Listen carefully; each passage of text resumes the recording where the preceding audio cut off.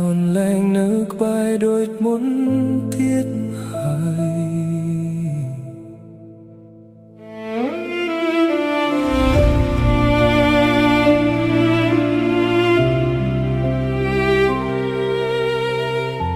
ផ្លូវចាស់ដែលយើងធ្លាប់ដើរជា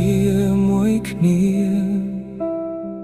ថ្ងៃនេះនៅសល់ត្រឹមស្នាមអនុស្សាវរីយ៍ភ្លើងតាមភ្លឺស្រអាប់ឯកោក្នុងរាត្រីមិនខុសពីចិត្តបងដែលគ្មានពន្លឺអ្វី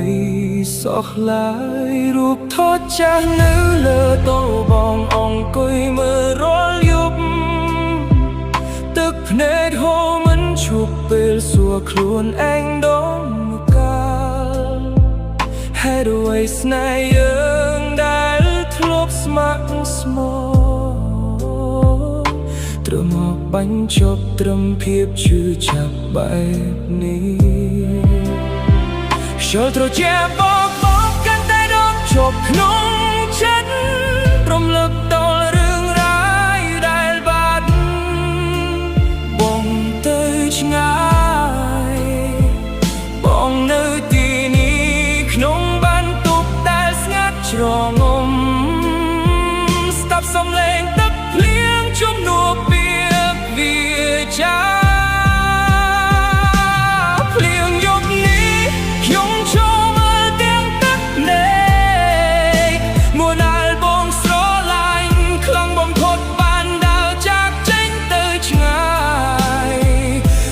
សល់ទុកត្រឹមការចងចាំនឹងបេះដូងដែលបេះឆាភ្លៀងធ្លាក់បន់បានតែក៏មិនអាចលុបចោលការនឹកអូនចេញពីចិត្តបងបានឡើយបន្ទប់តូចដែលធ្លាប់តែមានអូនថ្ងៃនេះស្ងាត់ឈឹងសល់តែភាពឯកោពាក្យស្រឡាញ់ដែលអូនធ្លាប់យ៉ាំបបងឥឡូវคล้ายជាស្នាមរពោះដែលមិនអាចមើលជាបងជាយើងប្រាប់ចិត្តខ្លួនឯងថាភ្លេចអូនតែគ្រប់យ៉ាងនៅតែវិលត្រឡប់រពន្ធដដែលគ្រប់ដំណប់ទឹកភ្លៀងដែលធ្លាក់ពីលើ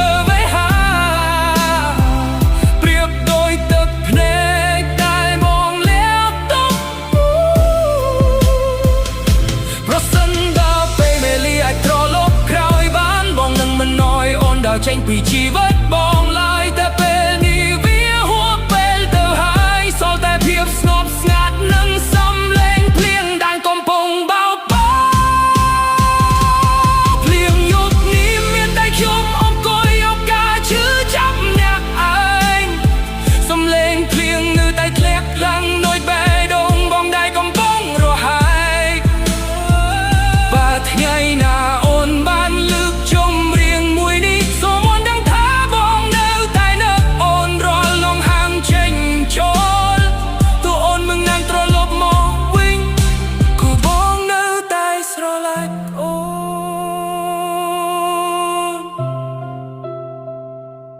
យប់នេះ